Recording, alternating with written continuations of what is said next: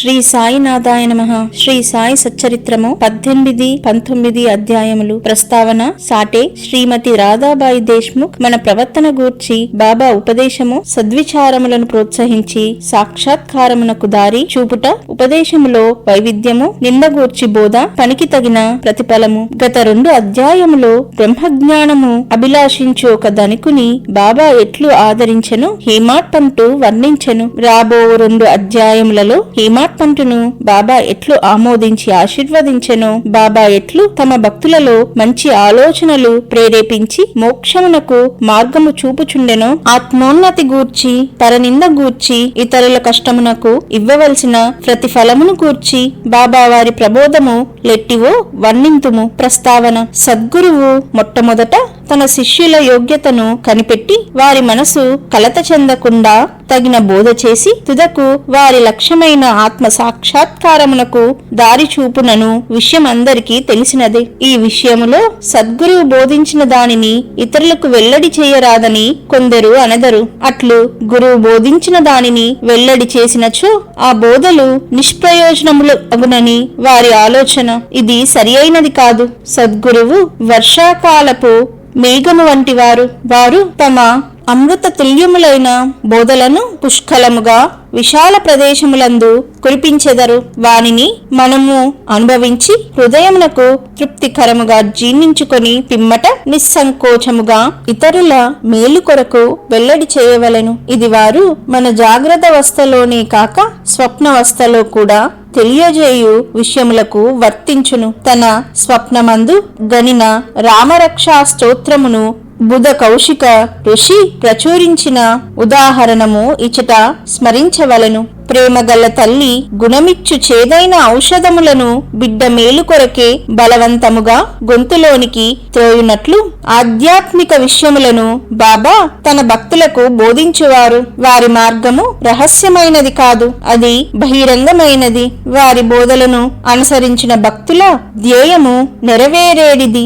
సాయిబాబా వంటి సద్గురువులు మన జ్ఞాన నేత్రములను తెరిపించి ఆత్మ యొక్క దైవీ సౌందర్యములను చూపి మన కోరికలను నెరవేర్చెదరు. ఇది జరిగిన పిమ్మట మన ఇంద్రియ విషయ వాంఛలు నిష్క్రమించి వివేక వైరాగ్యములను జంట ఫలములు చేతికి వచ్చును. నిద్రలో కూడా ఆత్మజ్ఞానము మొలకెత్తును. సద్గురువుల సహవాసము చేసి వారిని సేవించి వారి ప్రేమను పొందినచో ఇదంతయు మనకు లభించును. భక్తుల కోరికలు నెరవేర్చు భగవంతుడు మనకు తోడ్పడి మన కష్టములను బాధలను తొలగించి మనలను సంతోషపెట్టును. ఈ అభివృద్ధి పూర్తిగా సద్గురుని సహాయము వలననే జరుగును. సద్గురువును భగవంతుని వలె కొలువవలెను. కాబట్టి మనము సద్గురువును వెతకవలను, వారి కథలను వినవలను, వారి పాదములకు సాష్టాంగ నమస్కారము చేసి వారి సేవ చెయ్యవలెను. ఇక ఈ అధ్యాయములోని ముఖ్య కథను ప్రారంభించెదము. సాటే అను అతడు ఒకప్పుడు మిక్కిలి పలుకుబడి కలిగి ఉండెను. కాలాంతరమున వ్యాపారంలో చాలా నష్టము పొందెను. అంతేకాక మరికొన్ని సమస్యలు అతనిని చికాకుపరచెను.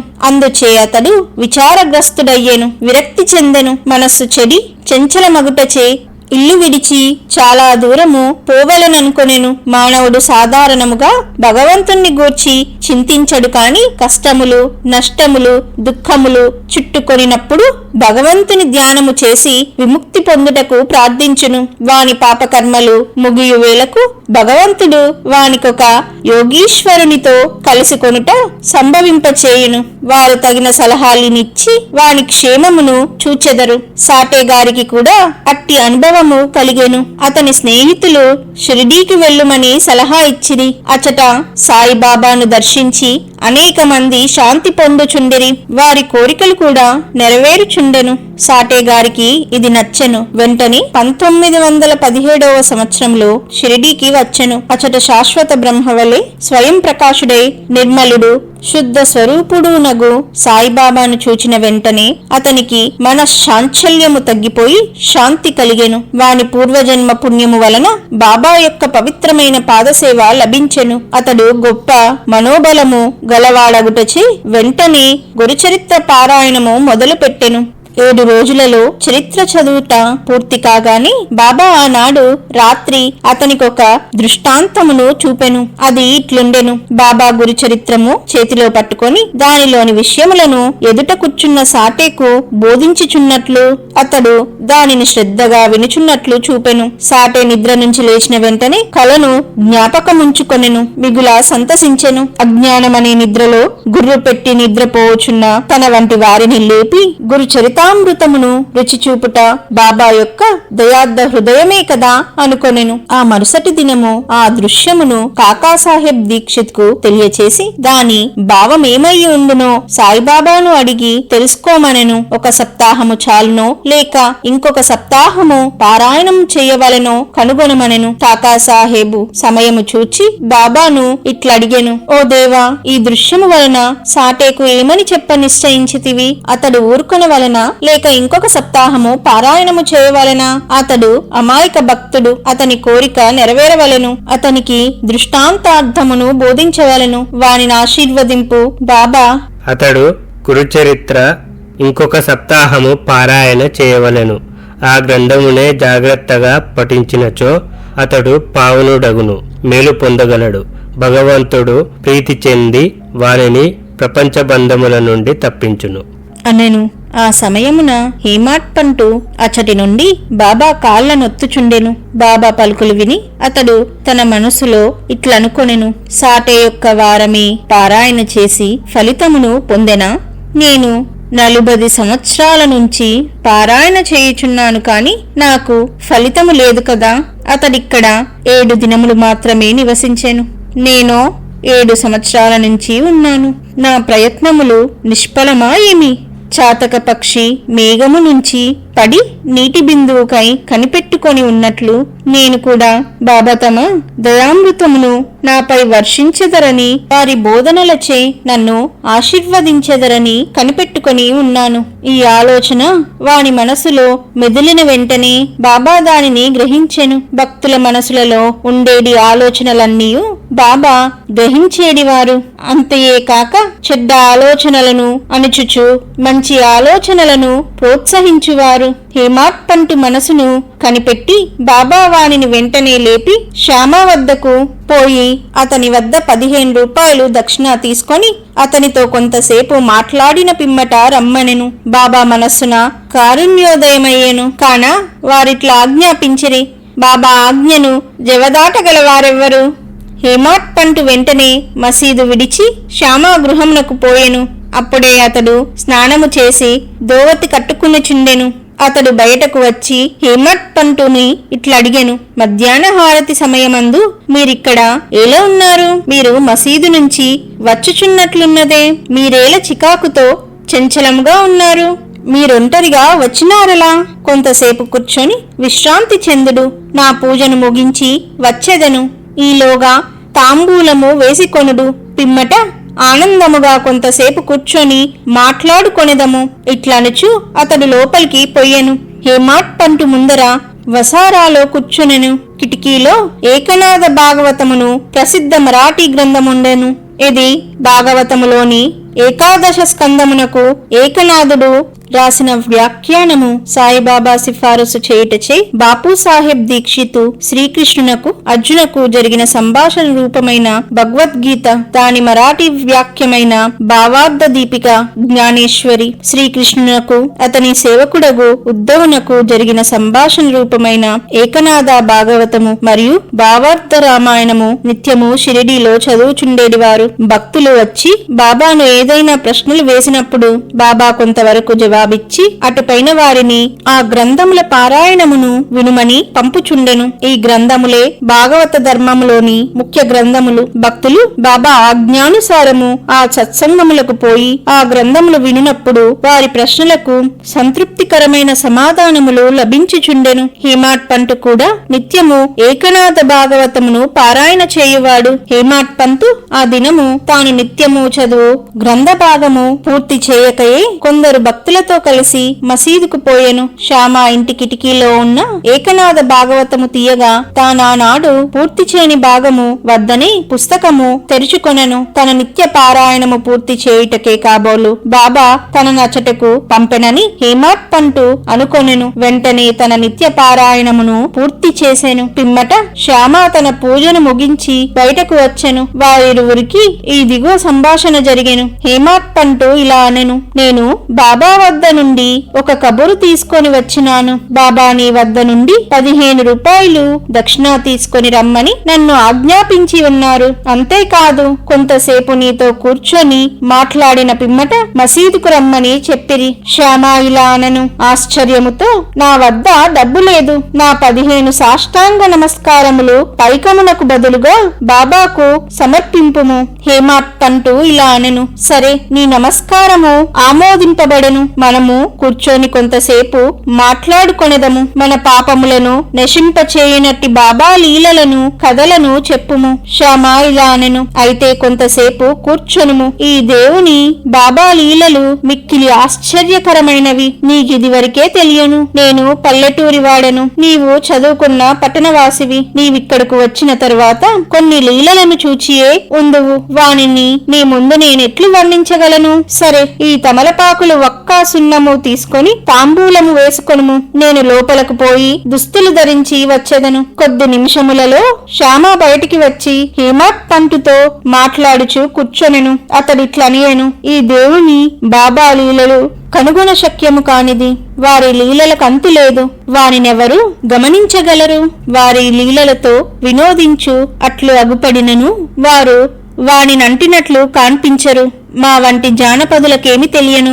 బాబాయే ఈ కథలనెందుకు చెప్పరాదు? నీ వంటి పండితులను నా వంటి పామరుని వద్దకి ఏల పంపుచున్నారు? వారి మార్గములు ఊహింపరానివి. అవి మానవుల చేష్టలు కావని చెప్పగలను. ఈ ఉపోద్ఘాతములో శ్యామ ఇట్లనెను, నాకొక కథ జ్ఞాపకమునకు వచ్చుచున్నది. అది నీకు చెప్పెదను. నాకది స్వయముగా తెలియను. భక్తుడెంత మనోనిశ్చయముతో పట్టుదలతో ఉండునో బాబా అంత త్వరగా వానికి సహాయపడును. ఒక్కొక్కప్పుడు బాబా భక్తులను కఠిన పరీక్ష చేసిన పిమ్మట వారికి ఉపదేశము ఇచ్చును.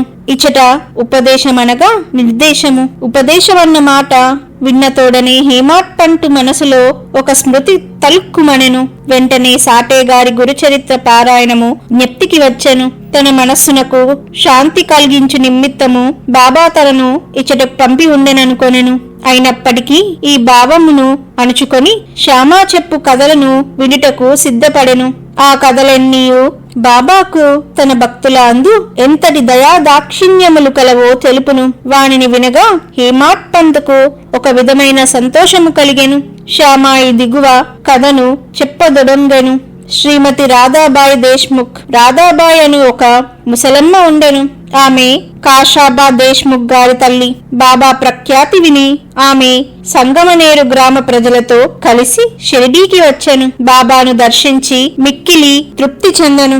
ఆమె బాబాను గాఢముగా ప్రేమించెను. బాబాను తన గురువుగా చేసుకుని ఏదైనా ఉపదేశమును పొందవలనని మనో నిశ్చయము చేసుకొనెను. ఆమెకింకేమియూ తెలియకుండెను. బాబా ఆమె సంకల్పమును ఆమోదించక తనకు మంత్రోపదేశము చెయ్యనిచో ఉపవాసముండి చచ్చెదనని మనోనిశ్చయము చేసుకొనెను. ఆమె తన బసలోనే ఉండి భోజనము నీరు మానివేసెను. అట్లు 3 రోజులు గడిచెను. ఆమె పట్టుదలకు శ్యామ భయపడి ఆమె పక్షమున బాబాతో ఇట్లంటిని, దేవా మీరేమి ప్రారంభించితిరి? నీవనేక మందిని ఇచ్చటకు ఈడ్చెదవు. ఆ ముదుసలిని నీవెరిగియేయుందువు. ఆమె మిక్కిలి పట్టుదల గలది. ఆమె నీపైన ఆధారపడి ఉన్నది. ఆమె చచ్చు వరకు ఉపవసింప నిశ్చయించుకున్నది. నీవు ఆమెను అనుగ్రహించి ఉపదేశము ఇచ్చినంత వరకు ఆమె తన నిరాహార దీక్షను మానదు. ఆమెకేమైనా హాని జరిగినచో ప్రజలు నిన్నే నిందించెదరు. నీవు తగిన ఆదేశం ఇవ్వకపోవటచే ఆమె చచ్చినదని లోకులు అనెదరు. కాబట్టి ఆమెను కరుణించు, ఆశీర్వదించుము, ఆమెకు తగిన దారి చూపుము. ఆమె మనోనిశ్చయము చూచి బాబా ఆమెను పిలిపించి ఈ క్రింద విధముగా బోధించెను. ఓ తల్లి, అనవసరమైన యాతనకేల పాల్పడి చావును కోరుచున్నావు.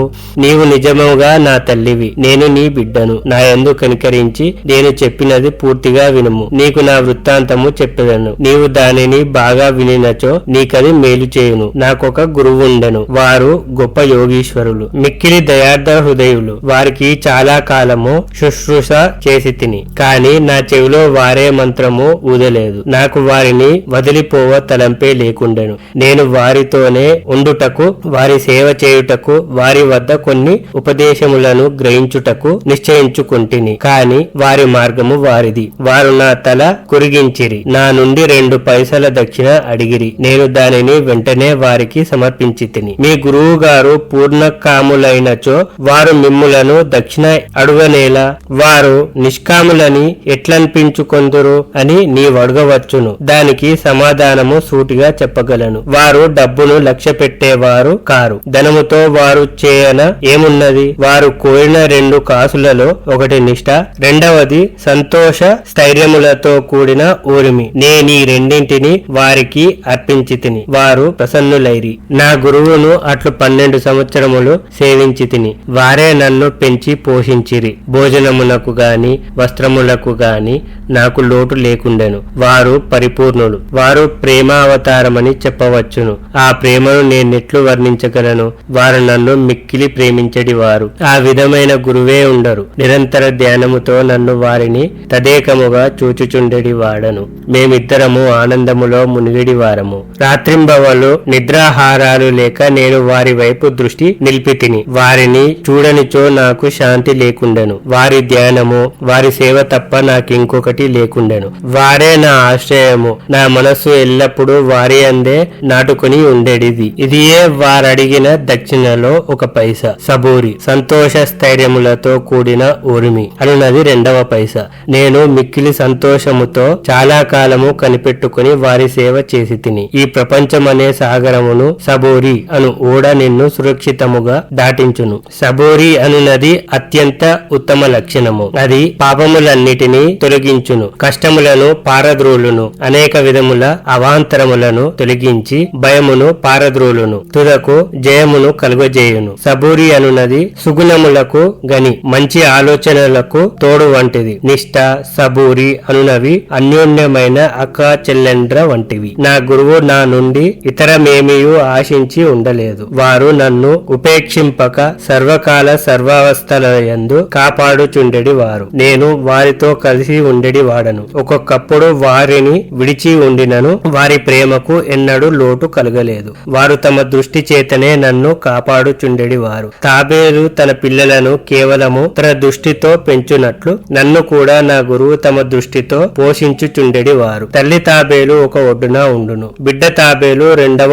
ఒడ్డున ఉండును. తల్లి తాబేలు పిల్ల తాబేలుకు ఆహారము పెట్టుట కాని పాలిచ్చుట కాని చేయదు. తల్లి తన పిల్లలపై తన దృష్టిని పోనిచ్చును. పిల్లలెదిగి పెద్దవి అవును. అటులనే మా గురువు కూడా తమ దృష్టిని నా యందు నిలిపి నన్ను ప్రేమతో కాపాడిరి. ఓ తల్లి, నా గురువు నాకు మంత్రమేమీయూ ఉపదేశించలేదు. అటువంటప్పుడు నేను నీ చెవిలో మంత్రము ఎట్లు ఊదగలను? గురువు యొక్క ప్రేమమయమైన తాబేలు చూపే మనకు సంతోషము ఇచ్చునని జ్ఞాపకం ఉంచుకొనుము. మంత్రము కాని ఉపదేశము కాని ఎవరి వద్ద నుండి కాని పొందుటకు ప్రయత్నించకము. నీ ఆలోచనలు, నీవు చేయు పనులు నీ కొరకే వినియోగించుము. నీవు తప్పక పరమార్థము పొందెదవు. నాపై సంపూర్ణ హృదయముతో చూడుము. నేను నీ వైపు అట్లనే చూచెదను. ఈ మసీదులో కూర్చొని నేను నిజమునే చెప్పెదను. నిజము తప్ప మరేమియో మాట్లాడను. ఏ సాధనలు కాని ఏ శాస్త్రములలో ప్రావీణ్యము కాని అవసరము లేదు. నీ గురువు నందు ప్రేమ విశ్వాసముల నుంచుము. గురువే సర్వమును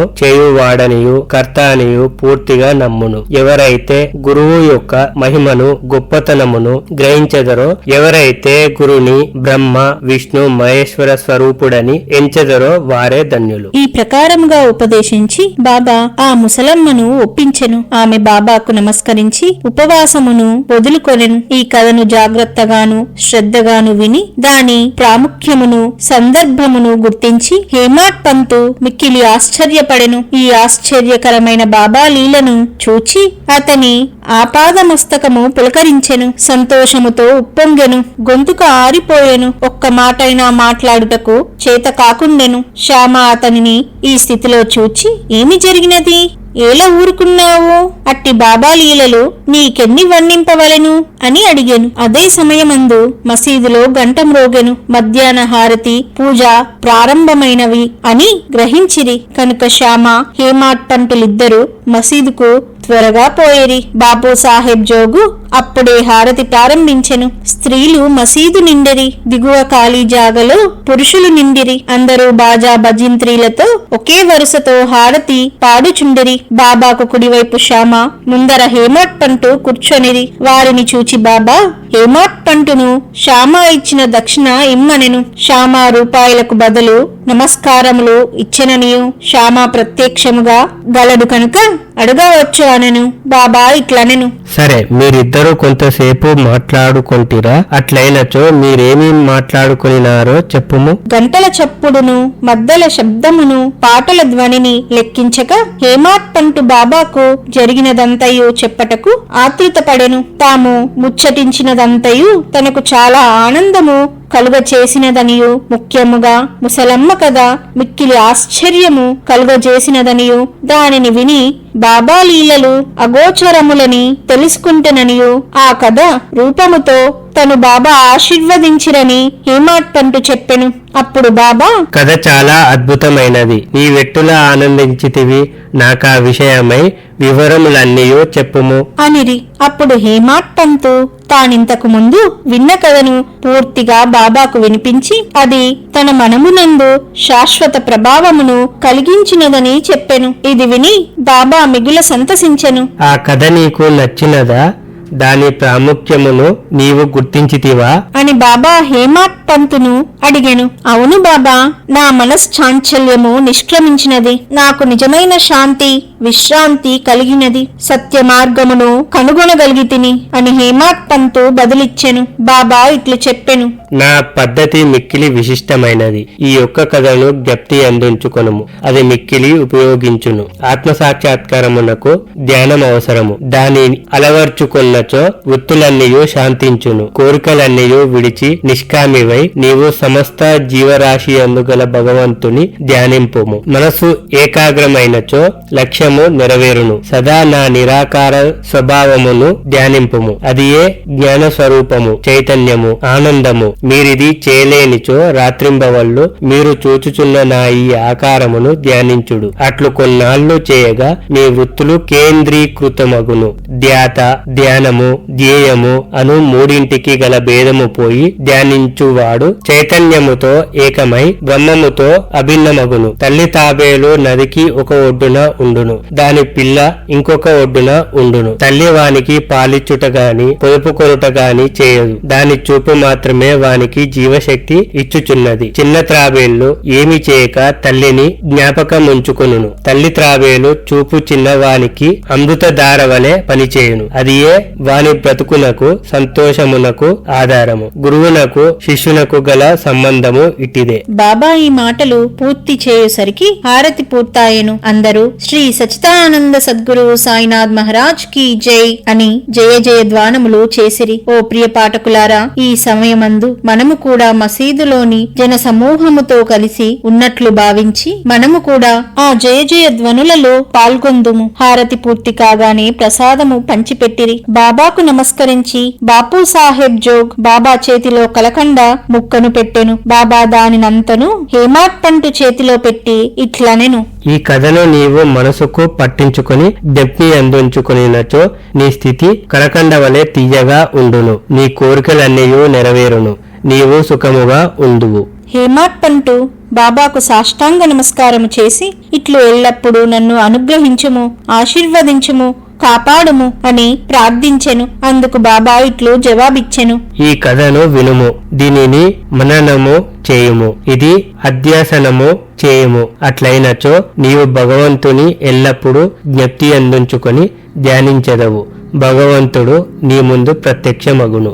ఓ ప్రియమైన చదువరులారా, అప్పుడు హేమాడ్ పంతుకు కలకండ ప్రసాదము దొరికెను. ఇప్పుడు మనము ఈ కథయని కలకండ ప్రసాదము పొందెదము. దానిని హృదయపూరితముగా సేవించి ధ్యానించి మనసున నిలిపెదము. ఇట్లు బాబా కృపచి బలముగాను సంతోషముగాను ఉండెదము. తదాస్తు. 19వ అధ్యాయము చివర హేమాడ్ పంతు కొన్ని ఇతర విషయములను చెప్పియున్నారు. అవి ఈ దిగువ పొందుపరిచితిమి. మన ప్రవర్తన గూర్చి బాబా ఉపదేశము. ఈ దిగువ చెప్పిన బాబా పలుకులు సాధారణమైనప్పటికీ అమూల్యములు. వానిని మనసునందు ఉంచుకొని అట్లీ చేసినచో అవి మనకు మేలు చేయును. ఏదైనా సంబంధము ఉండనిదే ఒకరు ఇంకొకరి వద్దకు పోరు. ఎవరు గాని ఎట్టి జంతువు కాని నీ వద్దకు వచ్చినచో నిర్దాక్షణ్యముగా వానిని తరిమివేయకుము. వానిని సాదరముగా చూడుము. దాహము గల వారికి నీరిచ్చినచో, ఆకలితోనున్న వారికి అన్నము పెట్టినచో, బట్టలు లేని వారికి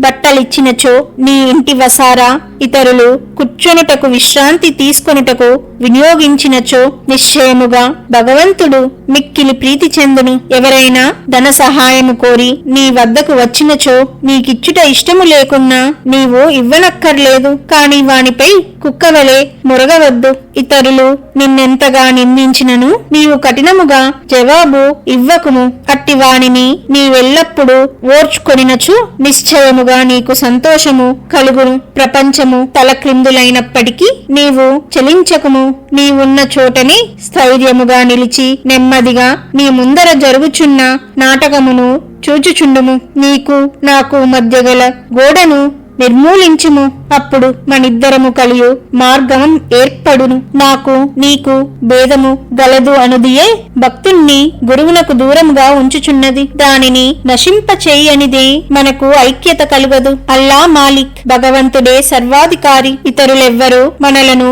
కాపాడువారు కారు. భగవంతుని మార్గము అసామాన్యము, మిక్కిలి విలువైనది, కనుగొన వీలులేనిది. వారు ఇచ్చానుసారమే మనము నడిచెదము. మన కోరికలను వారు నెరవేర్చెదరు, మనకు దారి చూపెదరు. రుణానుబంధము చేయి మనమందరము కలిసితిమి. ఒకరికొకరు తోడ్పడి ప్రేమించి సుఖముగాను సంతోషముగాను ఉందుముగాక. ఎవరైతే తమ జీవిత పరమావధిని పొందెదరో వారు అమరులై సుఖముగా ఉండెదరు. తక్కిన వారందరూ పేరునకి ఊపిరి సలుపు వరకు మాత్రమే బ్రతికెదరు. సద్విచారములను ప్రోత్సహించి సాక్షాత్కారమునకు దారి చూపుట. సాయిబాబా సద్విచారమును ఎట్లు ప్రోత్సహించుచుండెనో తెలుసుకొనుట మిగిల ఆసక్తికరముగా ఉండును. భక్తి ప్రేమలతో వారికి సర్వస్వ శరణాగతి చేసినచో వారు నీకెట్లు పదే పదే సహాయపడెదరో తెలియను. ప్రక్కన్నుంచి లేవగని నీకేమైనా మంచి ఆలోచన కలిగిన దానిని తరువాత పగలంతయు వృద్ధి చేసినచో నీ మేధాశక్తి వృద్ధి పొందును. నీ మనస్సు శాంతి పొందును. హేమాడ్ పంతు దీనికై ప్రయత్నించదలిచెను. ఒక బుధవారము రాత్రి పండుకునేటప్పుడు ఇట్లనుకొనెను. రేపు గురువారము, శుభదినము, షిరిడి పవిత్రమైన స్థలము కావున రేపటి దినమంతయు రామనామ స్మరణతోని కాలము గడిపెదను అని నిశ్చయించుకొని పరుండెను. ఆ మరుసటి దినము లేవగాని రామనామము ప్రయత్నము లేకుండా జ్ఞప్తికి వచ్చెను. అతడు మిక్కిలి సంతసించెను. కాలకృత్యములు తీర్చుకొనిన పిమ్మట బాబాను చూచుటకు పువ్వులను తీసుకొని పోయెను. దీక్షిత్ వాడ విడిచి బూటీవాడ దాటుచుండగా ఒక చక్కని పాట వినపడెను. ఔరంగాబాదు నుంచి వచ్చిన వాడొకడు మసీదులో బాబా ముందర పాడుచుండెను. అది ఏకనాథ్ మహారాజ్ రచించిన గురు కృపాంజన పాయో మేరా బాయి అనునది. గురువు కృపయను అంజనము లభించెను. దాని మూలమున తన కళ్ళు తెరవబడిననియు దానిచి తాను శ్రీరామునిలోన బయట నిద్రావస్థలోను జాగృతావస్థలోను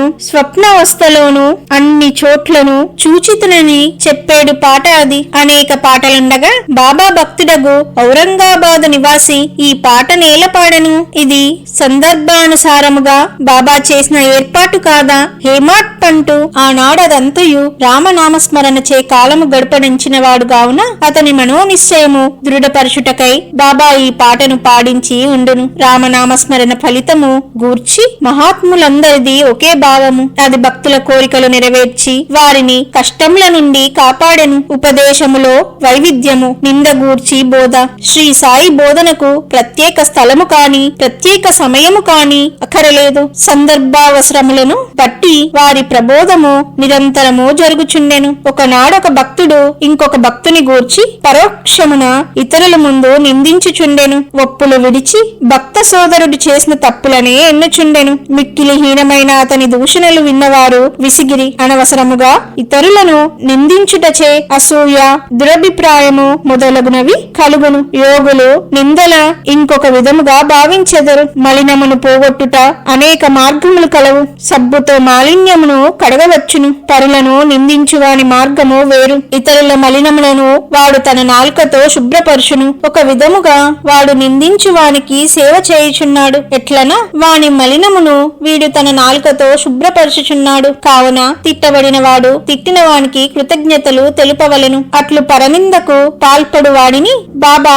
సరిదిద్దిన పద్ధతి విశిష్టమైనది. నిందించువాడు చేసిన అపరాధమును బాబా సర్వజ్ఞుడవుటచే గ్రహించెను. మిట్ట మధ్యాహ్నము బాబా లేండి తోటకు పోవునప్పుడు వాడు బాబాను దర్శించెను. బాబా వానికొక పందిని చూపి ఇట్లనెను, చూడుము, ఈ పంది ఆమేద్యమును ఎంత రుచిగా తినుచున్నదో నీ స్వభావము కూడా అటిదే. ఎంత ఆనందముగా నీ సాటి సోదరుని తిట్టుచున్నావు. ఎంతయో పుణ్యము చేయగా నీకీ మానవ జన్మ లభించినది. ఇట్లు చేసినచో షిరిడీ దర్శనము నీకు తోడ్పడునా? భక్తుడు నీతిని గ్రహించి వెంటనే పోయెను. ఈ విధముగా బాబా సమయము వచ్చినప్పుడల్లా ఉపదేశించుచుండేడివారు. ఈ ఉపదేశములను మనసునంద ఉంచుకొని పాటించినచో ఆత్మ సాక్షాత్కారము దూరము కాదు. ఒక లోకోక్తి కలదు, నా దేవుడున్నచో నాకు మంచము పైని కూడా బువ్వ పుట్టును. అది భోజనము వస్త్రములను గూర్చి చెప్పినది. ఎవరైనా దీనిని ఆధ్యాత్మిక విషయమై నమ్ముకొని ఊరకున్నచో